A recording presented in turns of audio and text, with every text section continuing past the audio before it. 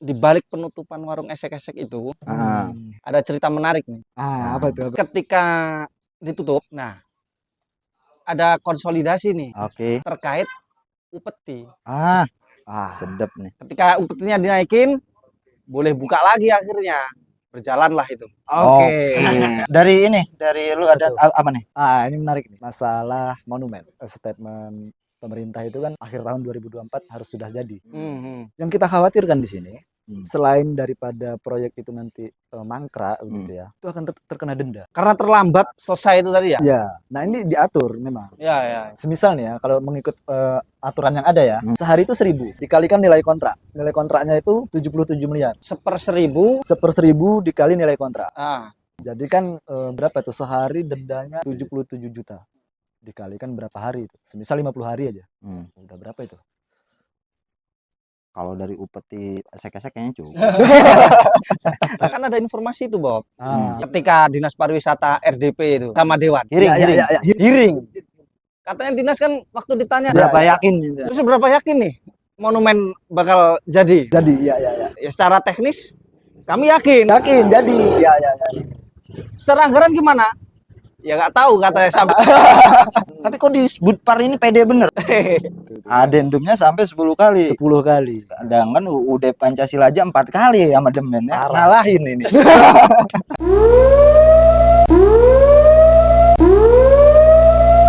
Halo teman-teman, suara darurat di sini menyampaikan yang tersembunyi, menyuarakan yang tidak terdengar. Bertiga nih. Bertiga. Hari ini kita bertiga tanpa Mas Abang dan Aji. Iya, karena dia lagi sibuk cari investor yang mau nyumbang peta project. Suara darurat kali ini kita mau bahas apa mungkin dari 5 menit dulu nih. Apa dulu nih? Ada temuan apa di Selatan Ponorogo? Selatan Ponorogo. Beberapa hari kemarin kan kita dihebohkan nih sama berita di medsos nih. Iya. Oke. Ya kan? Ada penutupan warung esek-esek. Esek-esek. Di balik penutupan warung esek-esek itu ada cerita menarik nih. Apa itu? 2023 kemarin tuh sebenarnya udah pernah di demo masyarakat tuh. Ya, pernah. Pernah ditolak kan sama masyarakat. Terus akhirnya kan sempet tutup itu. Oke, ya. Tapi penutupannya itu ya nggak lama. Buka lagi. Habis itu buka lagi. Kok bisa ya? Lah, kenapa tuh? Ternyata ketika ditutup, itu ceritanya tuh ketika ditutup. Nah, ada konsolidasi nih terkait upeti. Sedap nih. Ketika upetinya dinaikin, boleh buka lagi akhirnya. Berjalanlah itu.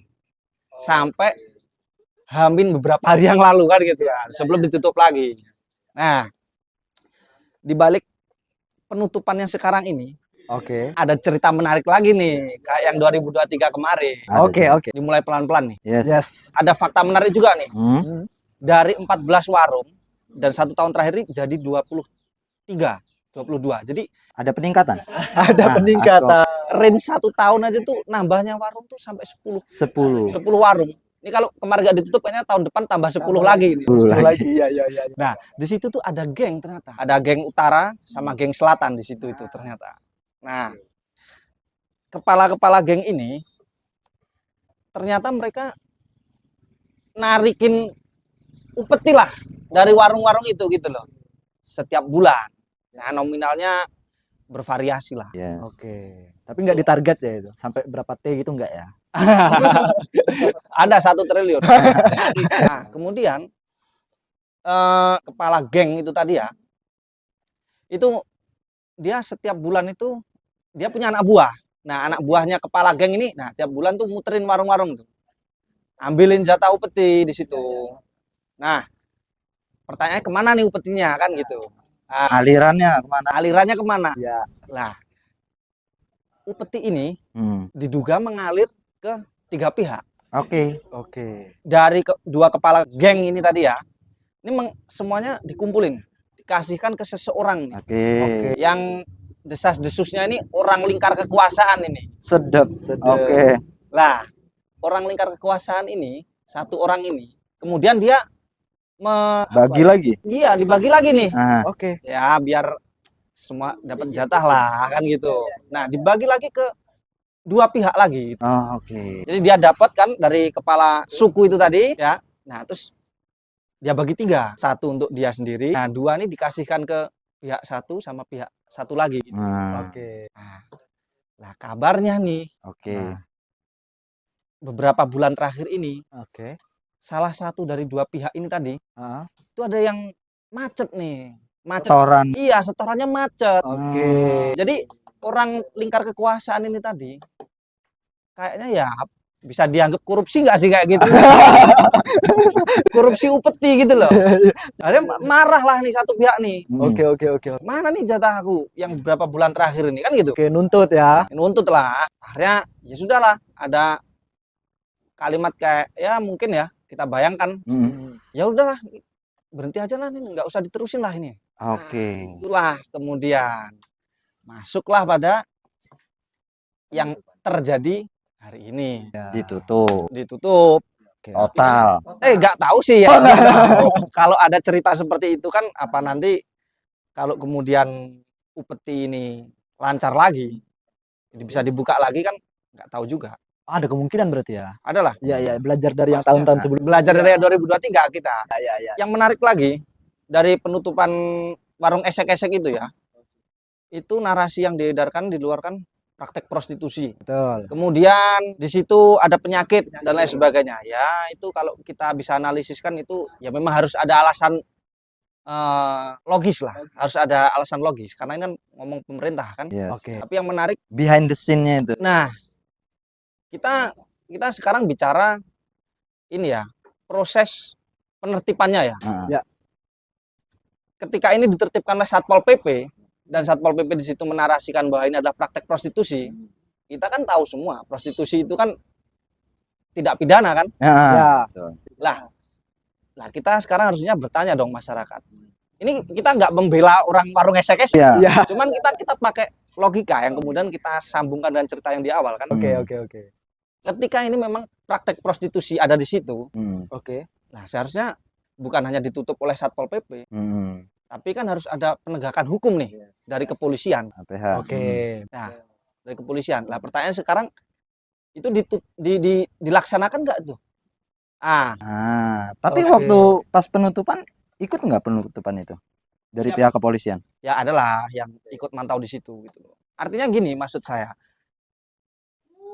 Prostitusi itu kan tidak pidana. Mm-mm. Seharusnya kan yang bergerak itu kan kepolisian. Kepolisian. Oke. Kalau ini ngomongkan soal perda, ketertiban umum, baru Satpol PP. Nah, tapi ini yang beredar kan Satpol PP berani menutup dengan alasan prostitusi. Nah, harusnya kan prostitusi tindak pidananya ini kan harus melibatkan kepolisian kan untuk pemrosesan.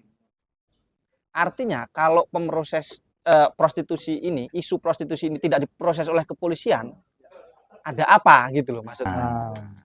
Jangan-jangan, masyarakat kan bisa berasumsi, jangan-jangan prostitusi ini cuma buat alasan aja nih. Ah. Kan gitu. Jangan-jangan nggak prostitusi. Atau udah jelas-jelas prostitusi kok nggak diurus sama polisi. Kan gitu. Ya. Ini yang salah warungnya memang sebenarnya nggak ada esek-eseknya, nggak ada prostitusinya, atau polisinya ini masuk angin kan gitu. Masuk angin. Nah, gitu kan gitu. Iya. Tapi untuk tindakannya gua rasa emang nggak salah juga kalau emang Satpol PP turun gitu. Ya. Karena mungkin bisa jadi ada perda juga yang mengatur. Karena kan Ya, Satpol ya, PP itu betul. bergerak atas perintah dari perda gitu. Betul. Cuma kalau masuk ke ranah prostitusi memang masuknya ke ranah pidana. Ada keterlibatan juga pihak APH, aparat penegak hukum juga harus turun. Jadi harusnya nggak penertiban doang ya. Iya. Soalnya di Ponorogo dulu kan pernah ada tuh gedung banteng tuh tempat lokalisasi. Nah, udah ditutup kan. Seharusnya Ponorogo berarti bersih dari praktek-praktek Esek-esek. Heeh. Tapi kan setelah ditutup juga belum tentu tidak menutup kemungkinan justru malah pelaku-pelakunya ini justru malah berkeliaran di mana-mana. Nah, ini yang menarik. Pertanyaan Pertanyaan kritis nih, menarik. Terus sekarang ada 22 warung, 23 warung. Katakanlah datanya kalau di berita-berita kan 29 ya. 29. Tapi kalau kita menurut informasi saya ya, saya rasa lebih lah kalau dari 29 warung. bukan 29 warung, 29 pelaku. Oke. Nah, lebih lah kalau informasinya. Kalau 22, anggap aja di setiap warung ada 2 orang. Kan udah 44. 44. 44. Yang lain sembunyi. Lah, 44 orang ini, katakanlah ya, 44 orang. Ketika ini ditutup, terus kemana mereka sekarang? Nah, Mondok mungkin ya. deket sih emang lokasinya. Karena informasinya, mereka itu pelaku-pelaku ini tuh banyak juga loh yang bukan orang Ponorogo. Oke. Banyak juga yang bukan orang Ponorogo. Oke. Jadi diduga nih ada yang mengorkestrasi. Nah, gitu loh. Nah, ini ntar Kita gali lebih lanjut lah ya. tak gali-gali nanti ya. Oke. Tapi prosesnya sampai sejauh ini sudah ditutup ya. Sekarang sudah tidak ada operasi lagi. Tidak ada. Ya mudah-mudahan berjalan lah ya. Ya. Dari lu ada apa nih? Dari Kabar apa lagi nih? Ini menarik nih. Masalah monumen. Monumen Reok ini siapa nih yang ngerjain nih? Nah, kalau dari informasi yang kita dapat nih ya, Monumen Reok ini kan dilaksanakan ya atau dikerjakan langsung dari Dinas Disbud Parpora. Ya, Dinas Pariwisata lah ya. Ya. Itu kalau kita boleh sebut Pak Daniel ya Pak ya sebagai PPK-nya. Ya, pejabat Jawab pelaksana komitmen. Ya. Yang paling menarik nih, ini yang paling seru dan menurutku kita harus tahu dan sadar ini gitu. Proyek yang nilainya itu 77 miliar ternyata memiliki 10 adendum. 10 perubahan. 10 perubahan. 10 perubahan. perubahan perjanjian ya itu Mas. Ya, memang kan kalau disampaikan ya statement pemerintah itu kan akhir tahun 2024 harus sudah jadi. Sekarang kan kita udah mau pertengahan 2025. Ya. Tidak jadi juga gitu kan. Nah, yang kita khawatirkan di sini selain daripada proyek itu nanti mangkrak gitu ya. Itu akan terkena denda. Oke. Karena terlambat selesai itu tadi ya. Ya, nah ini diatur memang di Perpres itu diatur bahwa keterlambatan suatu proyek sesuai dengan kesepakatan. Nah, perjanjiannya itu kan 15 Desember ya. 15 Desember. 15 Desember 2022. Nah, itu kan ketekan kontrak berakhir sampai dengan akhir tahun 2024. Dengan hitungan hari 720 hari. Nah, sekarang kan udah lebih. Setelah kita melakukan diskusi kemarin dengan beberapa narasumber ya. Seharusnya di akhir tahun sejak kesepakatan itu tadi itu sudah diberlakukan denda. Ya. Semisal nih ya, kalau mengikut aturan yang ada ya, sehari itu 1.000. Dikalikan nilai kontrak. Nilai kontraknya itu 77 miliar. Seper 1.000 dikali nilai kontrak. Jadi kan berapa itu sehari dendanya 77 juta. Dikalikan berapa hari itu? Semisal 50 hari aja. Udah berapa itu? Kalau dari upeti esek-esek kayaknya cukup. Ya. Terus Nah, itu. Oke. Nah, itu yang menanggung siapa pertanyaannya? Oke. Yang menanggung. Yang pasti bukan bupati. Bukan. Tapi kan sebetulnya sudah diperpanjang juga nih Sudah. pada hari ini. Sudah. Nah, Sampai pada hari ini sudah diperpanjang juga kontraknya. Ya. Yang seharusnya nilai denda itu sudah muncul dong. harusnya iya. Tapi belum. Jadi belum, sekarang udah masuk masa denda, cuma dendanya ini mau pakai pola yang Mana? yang seper 1.000 kali nilai kontrak atau bagian kontrak itu belum diputuskan. Belum. Waduh. Dan progresnya sekarang sekitar 70% lah. Pokoknya yang kurang itu penyelesaiannya tahap 1 ya. Penyelesaian tahap 1 itu masih kurang 3%. Nah, itu ditargetkan sekitar bulan Juni. 2025 ini. Bulan Juni 2025 itu selesai. Lama juga ya, padahal cuma 3% ya. Baik. Nah, itu pun masih berpotensi kan. Di adendum lagi. Nah, itu jangan sampai pemerintah ya, ini opini kita ya. Pemerintah terkesan berlindung di adendum-adendum itu tadi. Karena kalau kita lihat, ini informasi yang kita dapat ya. Alasannya itu seperti nggak logis. Gimana tuh? Kendala MRMP itu salah satunya satu. MRMP ini proyek kesenian. Kesenian. Iya, dia butuh estetika, Asoy. keindahan. Iya. Yang artinya kata dia itu tidak bisa disamakan dengan membangun rumah. Oke. Nah, pertanyaan kita kan kenapa itu nggak dipikir dari awal?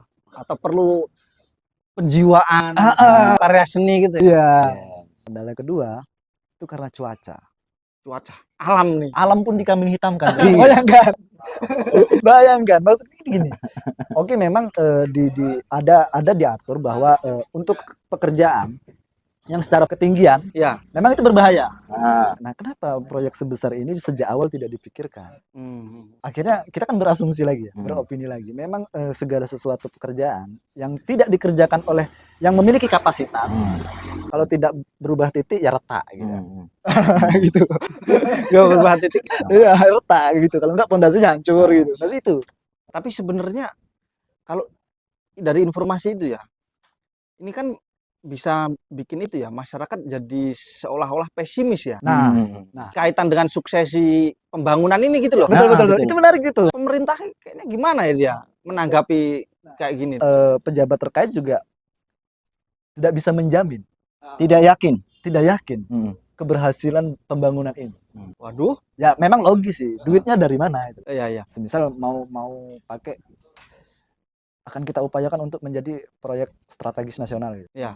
Wah, Pak Presiden kita aja motong-motong itu. Yes. Efisiensi. Efisiensi gitu kan. Kan ada informasi itu, Bob. Ah. Yang katanya tuh ketika Dinas Pariwisata RDP itu sama Dewan Hiring, Ya, hiring. ya, ya, ya. hearing. Katanya Dinas kan waktu ditanya Berapa Ya, yakin? terus seberapa yakin nih monumen bakal jadi? Jadi ya, ya, ya. Ya secara teknis kami yakin. Yakin jadi. Ya, ya, ya. Secara anggaran gimana? Ya nggak tahu katanya. Tahu dia. Ini anak buah bupati aja ngakak-ngakak. Tapi gini, kalau untuk di setiap proyek yang ada di daerah itu sebetulnya yang punya kewenangan atau harus menjadi pelaksana itu sebetulnya PU ya. PU. Untuk bangunan fisik ya. Yes. Karena kan, Tapi PU beralasan tidak tidak memiliki ahli. Tapi kok disebut par ini pede bener?